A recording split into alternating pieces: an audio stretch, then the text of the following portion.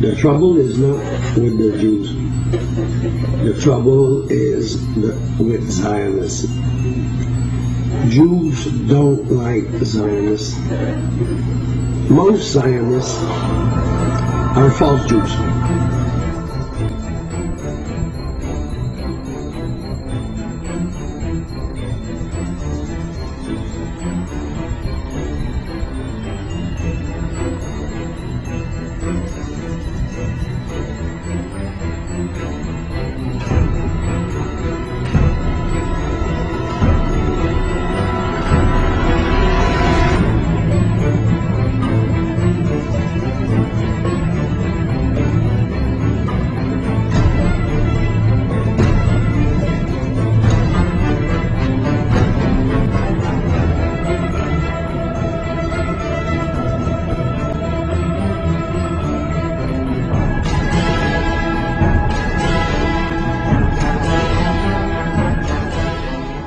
Unfortunately, something new has developed in the world in the last 100 years, a new movement and ideology, and that is called Zionism. People confuse Judaism and Zionism. They consider it one and the same. But it could be nothing further from the truth, because in actuality, Zionism is antithetical to Judaism. It is the diametric opposite. Judaism is a religion, a spirituality, to serve God, to be subservient to God, practiced by Jewish people for thousands of years, to emulate God. As in Hebrew we say, Mahu rachum af ata tehei rachum. Just as God is compassionate, you must be compassionate. Zionism is the transformation of Judaism into something new, entirely different, into nationalism, a political goal to have a land, to be a proud nation amongst nations, removing God from the equation.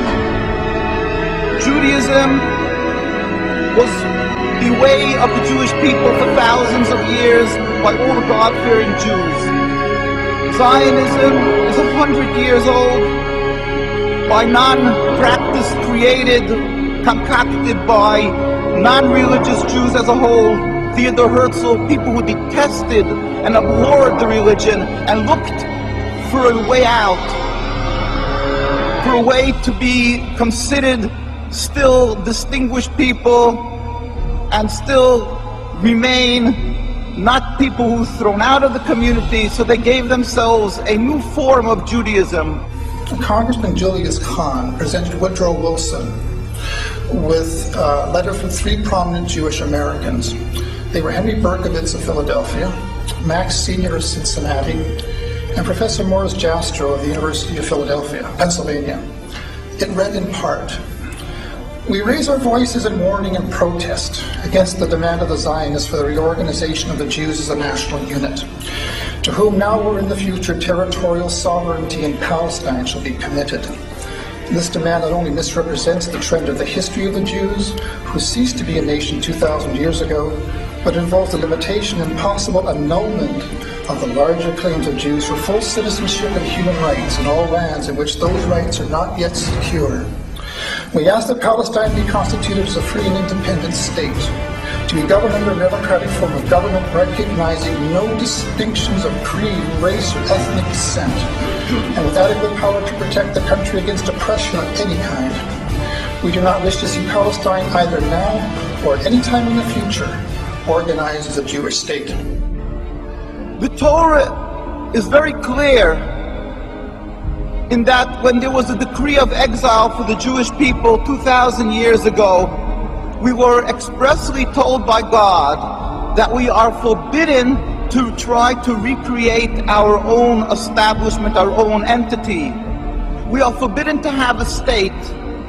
Even in an uninhabited land, we must accept that our being expelled from the land of Palestine and the destruction of the temple was not because of our physical lacking, but only because of our spiritual lacking, that we were not on enough of a high level of spirituality, The books of the prophets are open, anybody can see and read that.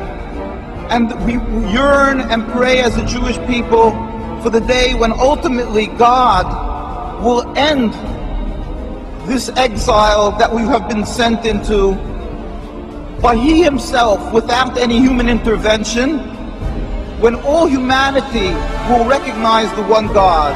There will be a metaphysical change in the world.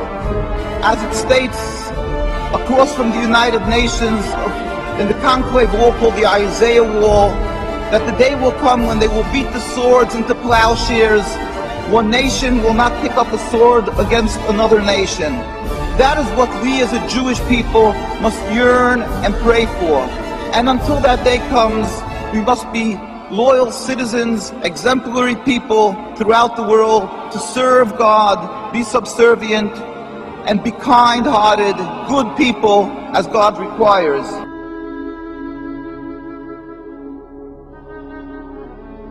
I start by saying that I'm a Palestinian with strong Armenian roots, with a commitment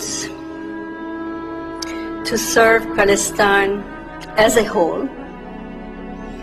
I am a product of a Palestine that was pre the State of Israel, with a birth certificate that says Palestine. And I think I have inherited that vision of that beautiful geographical spot that is a melting pot of different ethnic groups, which in my Christian faith is also the cradle of Christianity, but also the source of Judaism and Islam.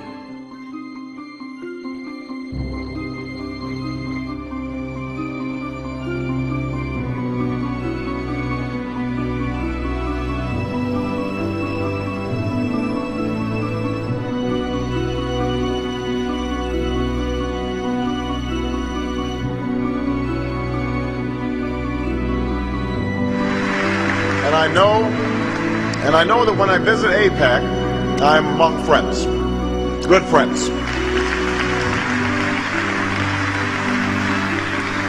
Friends who share my strong commitment to make sure that the bond between the United States and Israel is unbreakable today, unbreakable tomorrow, unbreakable forever. I have been proud to be a part of a strong bipartisan consensus that has stood by Israel in the face of all threats. That is a commitment. That is a commitment that both John McCain and I share, because support for Israel in this country goes beyond party.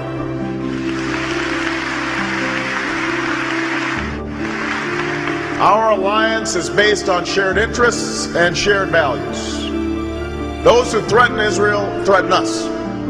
Israel has always faced these threats on the front lines, and I will bring to the White House an unshakable commitment to Israel's security. We know that the establishment of Israel was just and necessary, rooted in centuries of struggle and decades of patient work. But 60 years later, we know that we cannot relent, we cannot yield, and as president, I will never compromise when it comes to Israel's security.